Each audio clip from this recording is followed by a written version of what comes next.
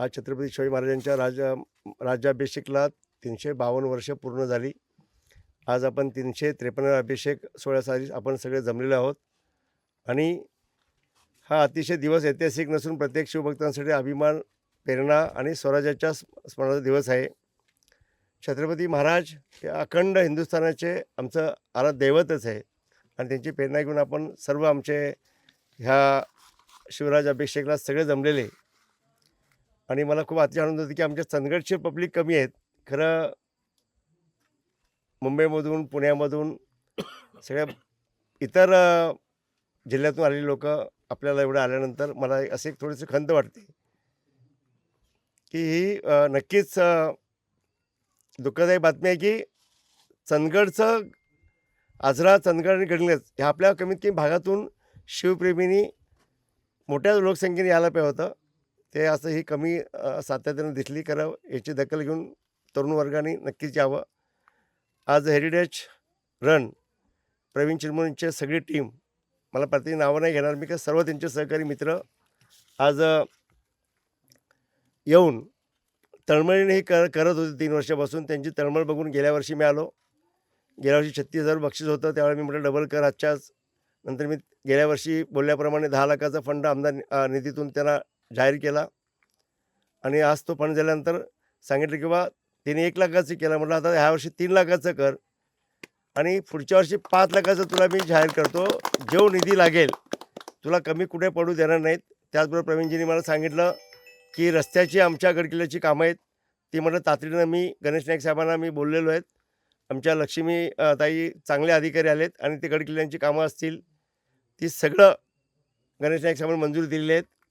त्याचबरोबर आमचे जिल्ह्याचे पालकमंत्री आंबेडकर साहेबांनी पण आपल्याला चांगलं प्रोत्साहन दिलं. त्यांच्या माध्यमातून पण आपल्याला हे सर्व प्रश्न मागे लागतील आणि राज्याचे मुख्यमंत्री सक्षम असे आमचे लाडके नेते, आमचं दैवत देवेंद्र फडणवीस साहेबांच्या माध्यमातून आज 2 गड किल्ल्यांना आपण किल्ले पारगड आणि कलानंदीगड राज्य संरक्षित स्मारकात समावेश झाले आणि त्या पुढचे किल्ले सामनगड आणि हे प्रगतीपथावरती ते पण होईल. आपल्या भागातले 5ही गड किल्ले आपल्या चांगल्या एक पर्यटन दृष्टिकोनातून आणि राज्यांचे जे कार्य लोकांच्या स्मरणात राहावं, तरुण पिढीला त्यांच्या नक्कीच स्मरणात राहिल्याचं काम करायचं आहे.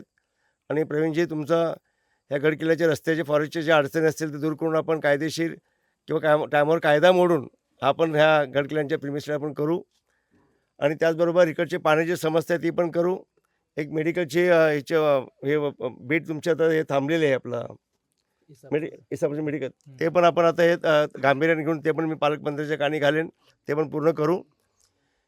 ही मॅरेथॉन स्पर्धा गेल्या वर्षी आल्यानंतर आमचे कलेक्टर अमोल येडगे साहेबांनी रनिंग केल्यानंतर मला कळलं की ह्याचं काय वेटेज आहे आणि याचं सर्व श्रेय मी प्रवीण तुझी आणि तुझ्या मुंबईचे सर्व बोलीचे मित्र, बॉक्सर टीम, सगळे मित्र परिवार सगळ्यांची नावं मी घेत नाही का सगळेच ह्या तुमच्यामुळे सर्व आम्हाला चंदगडवासियांना एक मोठी तुम्ही देणगी दिलेली आहात आणि याचं पुढचं काम चंदगडची सर्व तरुण पिढी, युवा पिढी प्रत्येक गावातले तुमच्यासोबत आम्ही सोबत काम करू आणि हा रस्ता नक्कीच साहेब मी 10 मीटरचा करून घेईन आणि आत्ताच्या 3 महिन्यात कधी एका तुमच्या पुढच्या मॅरेथॉनच्या वेळेला 10 मीटरचा रस्ता पूर्ण झालेला असेल या अपेक्षा ठेवतो. या गड किल्ल्याची जे रस्त्याची अडचण आहे ती पण दूर करतो. एक सभामंडप तुम्ही सांगितलात, तो सभामंडप तुम्हाला मी ह्या एका महिन्याच्या आतमध्ये मी शासनाकडून करतो, नाहीतर मी माझ्या आमदार फंडातून तुम्हाला सभामंडपची सोय करून देतो. पिण्याच्या पाण्यासाठी आपल्याला काय अडचण आहे आपण ती पण दूर करू.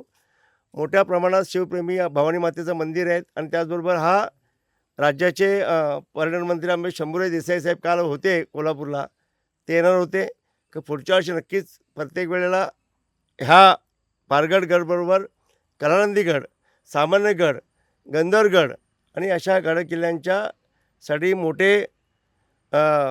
नेते मंडळी पण येणं गरजेचं आहे. आणि माझं तर स्वप्न आहे की मी आमदार अशापर्यंत कलानंदीगडमध्ये एक महाराष्ट्र शासनाची कॅबिनेट मीटिंग्स व्हायला पाहिजेत असं माझी मनाची इच्छा आहे. आणि ह्यासाठी मोदी साहेबांचं जे आज देशाच्या याच्यासाठी विकसित भारत, देवाभाऊंचं विकसित महाराष्ट्र, याचबरोबर मला चंदगड भागातला पर्यटन दृष्टिकोनातून विकास कसा साधता येईल त्याच्यासाठी प्रयत्न असतील. महाराष्ट्र शासन सक्षमपणे आमच्या पाठीशी आहेत. आज आपण 5ही गड किल्ल्याची आमची कामं सुरू आहेत आणि आज शक्तिपीठ महामार्ग आपल्या भागातून गेल्यामुळे आमच्या पिढीला जे मुंबई पुन्हा बाहेरगावी राहायला लागते पोट पाण्यासाठी, ते भविष्यात आपल्याला होणार नाही. लॉजिस्टिक ते होणार नाही असं. आणि शक्तिपीठ महामार्ग झाल्यामुळे लॉजिस्टिक पार्क असेल, मेडिकल हब असेल, शैक्षणिक हब असेल, इंडस्ट्रियल हब असेल आणि आमचं हे पूर्ण स्वप्न 1-2 वर्षात पूर्ण होते. त्यासाठी खूप मी आनंदी आहोत. आणि त्याचबरोबर आज चंदगड विधानसभेत बेळगाव-वेंगुर्ला रस्ता आज 15 वर्ष काम झालं होतं. आपण तो पण 10 मीटरसाठी करतो आहे. कारण 25 कोटी आपण तो पण रस्ता हे केला. आणि विकास व्हायचा असेल तर रस्ते, पाणी आणि विद्युत पुरवठा लागते. आपल्याला चंदगड विधानसभेमध्ये सर्व दिलेलं देवाने खूप परमेश्वराने देणगी आहेत. खरं दुर्लक्षित झालं की ह्यापुढे दुर्लक्षित अजिबात होणार नाही. महाराष्ट्र शासन आपल्याशी सक्षमपणाने आपल्या सोबत आहेत, पाठीशी आहेत. आणि त्याच्यामध्ये आपला पूर्ण चंदगडच्या जनतेसाठी कधी नाही ती आपण हे सर्व वंचित कामं आपण मार्ग लावून पूर्ण करून घेईन. आणि उद्याच्या मॅरेथॉनसाठी मी नक्कीच सांगेन, ह्याच्यामध्ये मला ह्याच्यात काही श्रेय नाही आहे. प्रवीण भाऊन त्याची सर्व मुंबईकर टीम, ठाणेकर टीम सर्व म्हणजे खूप मेहनतीने केलेत. माजी आमदार राजेश पाटील साहेबांनी पण ही सुरुवात केली होती. भले 36,000चं का असे ना, का त्यांनी देणगी त्यांच्या पद्धतीने दिली होती. त्यांचा पण याच्यात सहकार आहे, पुढाकार आहेत. ते आता माझ्यासोबत आहे, ते दुसरे प्रोग्राम अटेंड केलेले आहेत. कारण आपण विकासाच्या दृष्टिकोनातून आपण एकत्र येऊन आपल्याला काम करायला लागेल. याच्यामध्ये राजकारण न आणता आपण चांगल्या भावनेने आपण ही चांगली सेवा करूया हीच अपेक्षा व्यक्त करतो.